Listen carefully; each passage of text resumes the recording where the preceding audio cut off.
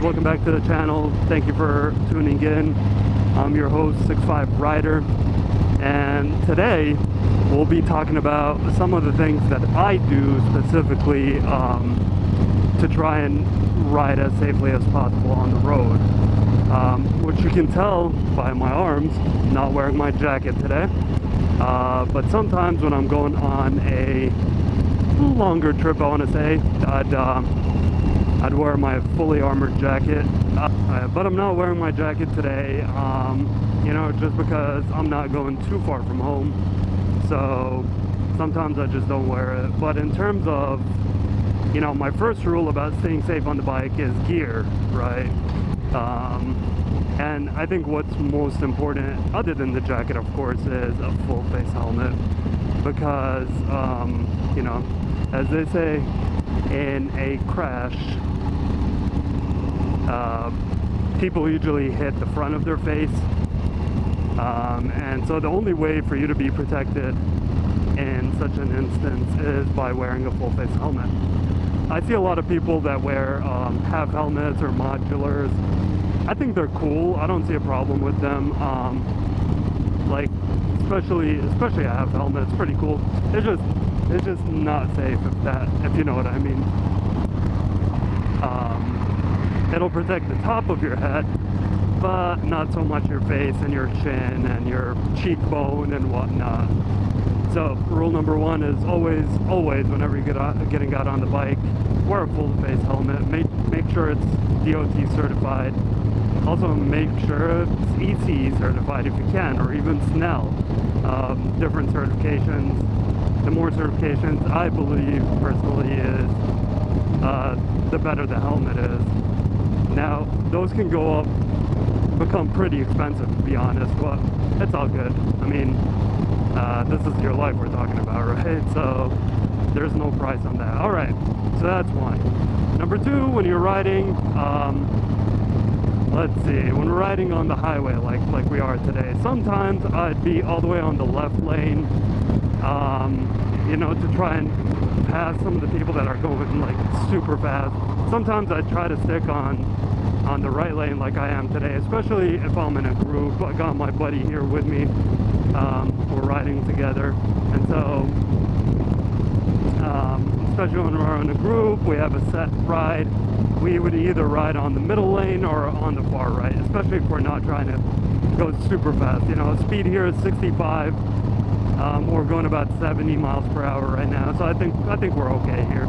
As you can see, these cars are already passing us because people in South Florida just don't care about the speed limit. So a lot of time you'll get people riding on your butt, if you know what I mean. And so, yeah, like right now it became a 4-lane highway. I'm staying in the 3rd lane, and I think I'm okay with that. Let's see, rule number 3, when riding during the day, a lot of times, I don't know if you can see it here, but I have my high beams turned on. A lot of times, especially during the day, I always keep my high beams turned on because, you know, I want to be as visible as possible to all the other cars around me, because, you know, bikes are so small that sometimes the people in cars just don't see us, you know, unfortunately.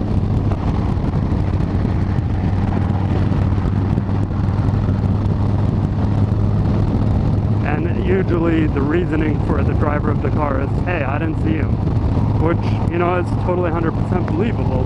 It's either that they weren't paying attention, or that we're really far off and they could not see us. And so I feel like having my high beams on helps with other people, helps me become more visible to other people.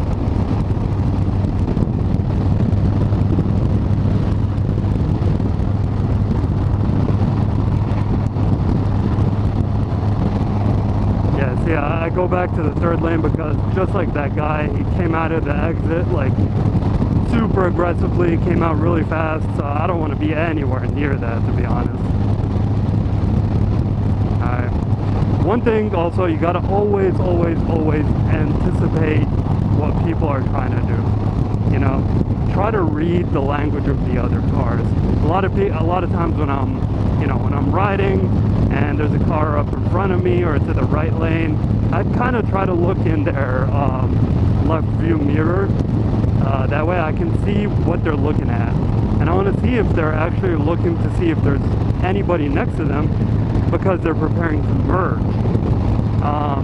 And I want to be prepared if in fact they are merging, so that I don't get, I either pass or I stay back a little bit. So I think, being vigilant and kind of trying to anticipate what everybody else is trying to do is very, very important. That's a weird color. Huh.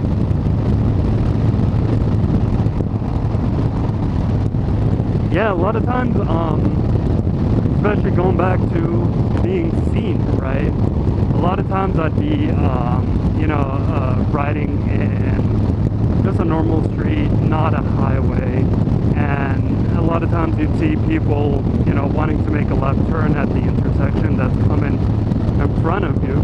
And so with my high beams on, because I want to make sure they see me when I'm coming so they don't turn right in front of me and I smack right into them, I always try to make sure that I give my bike a little nudge, just like that, something like that, just to make the bike look a little bigger and have my headlights kind of right in their line of sight so they can actually see that there's a vehicle coming.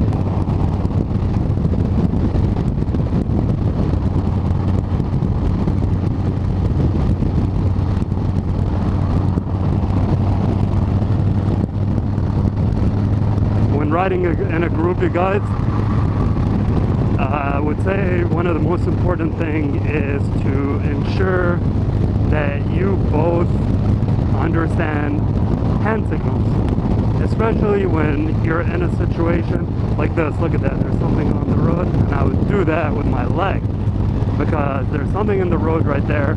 For us as bikers, that's a death sentence. Seeing some crazy shit on the road, to be honest. South and north, it looks like we're exiting north.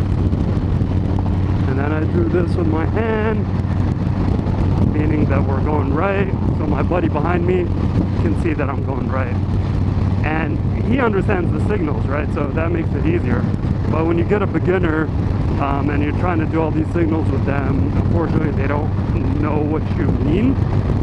And so that's why, like, my advice is, if you're ever riding with beginners in a group, just, sit them down in the beginning and try to explain to them, what the most common signals mean. So that way they can understand. And if we're riding, right now we're riding just 2 people, but if you're riding in a bigger group, then the signal that I did would go to the guy behind me and he would signal the guy behind him. So that all the way up until the end of the line. It's just biker etiquette, biker norms, It would be even better if, both of you have like a Bluetooth headset or whatever, but unfortunately my buddy does not have one. So yeah, we'll have to do with signaling. Alright, here's the city of Fort Lauderdale coming up. And that's the airport right there. What a nice view. But we're also getting on one of the highways that I hate the most. Oh, look at that, that's pretty. Right on the water. But yeah, we're getting onto 95, hopefully not for too long, because I hate riding on 95, especially down in South Florida, man. Especially when people just don't give mind to riders.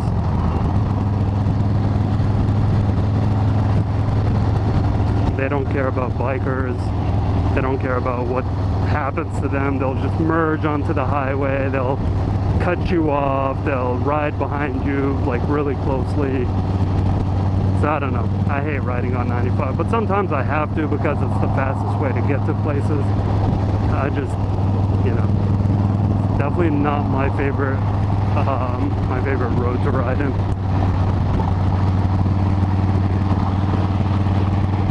Look at that boat right there. It's beautiful.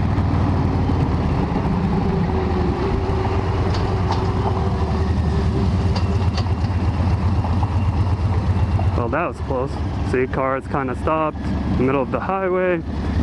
I started shifting down, try to do some engine braking, but I also went all the way on the right because I don't want to smack this car right in front of me. I don't want the guy behind me to smack right into me. So I went on the right to try and find myself an exit. I didn't want to go to the left because my buddy's right behind me to the left, and there are other cars coming too, so I don't want to distort them. So that's why I go a little bit to the right and try to, you know, squeeze between the shoulder and the other car if needed, you know, just a place to try and get away. So yeah, that was kind of scary. It's all good though. Look at that 750, that's beautiful. Dude, I'm a big fan of anything with a motor. Whether it's a motorcycle, it's a car, it's a boat, whatever it might be, I'm a fan of it.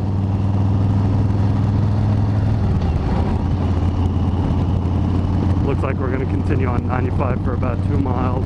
Should have planned this road a little bit better, but this coffee shop closes in about 30 minutes from now, so we just want to make it there as soon as possible.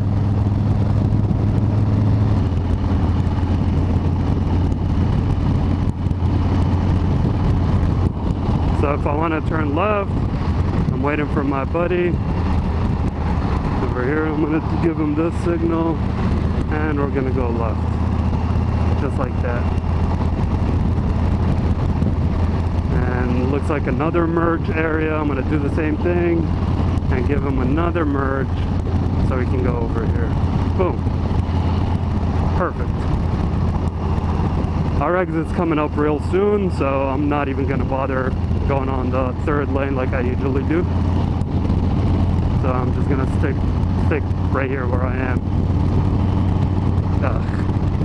Fucking hate 95, man. It's the worst. The fucking worst. I don't mind it in other states, or even to be honest, in South Florida, just north of Jupiter. That's fine up there, but just down here, man, it's the worst. The drivers are crazy. They don't pay attention to anything, man.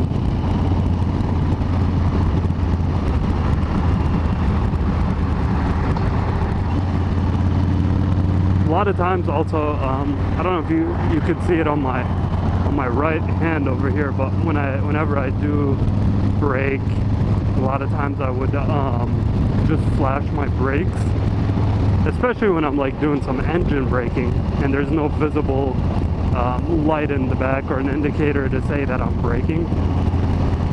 So just flash my brakes to let the person behind me know that, hey, I'm braking. I know there's some modules that you can buy that basically as soon as you hit the brake it like kind of flashes. Not sure what it's called, but I'll find out and let you guys know. Anyway, I'm just excited for some coffee right now. Some good iced coffee. Last time I was there they had a really nice donut. So I'm probably gonna get that too if they still have it. We'll see. They're closing in about 20 minutes, so we'll see if they even have any.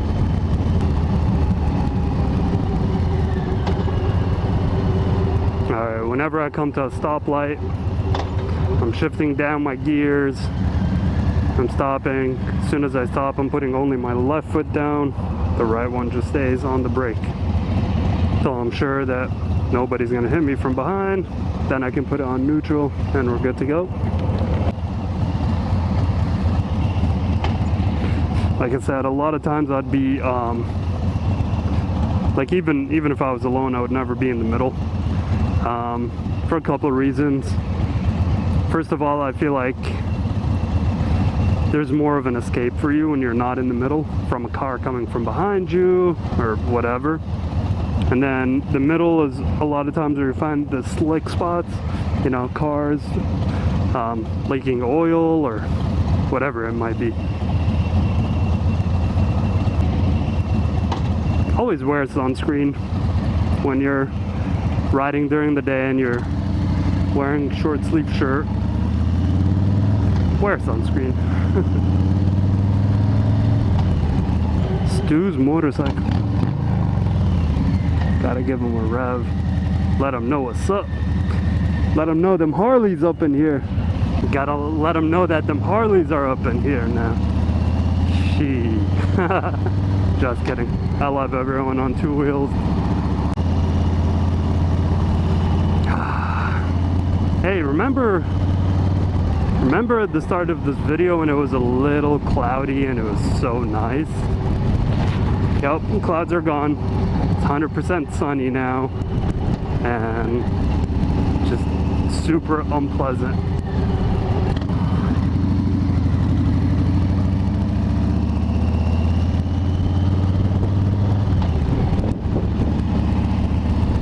Well, I hope you guys enjoyed just me rambling. Like I said, these were some of the things that I do to, you know, try to stay vigilant and try to stay safe while riding. If you enjoyed this video, please hit that like button, subscribe to my channel. I'll be releasing videos as much as I can, and yeah, thank you guys, and I'll talk to you on the next one.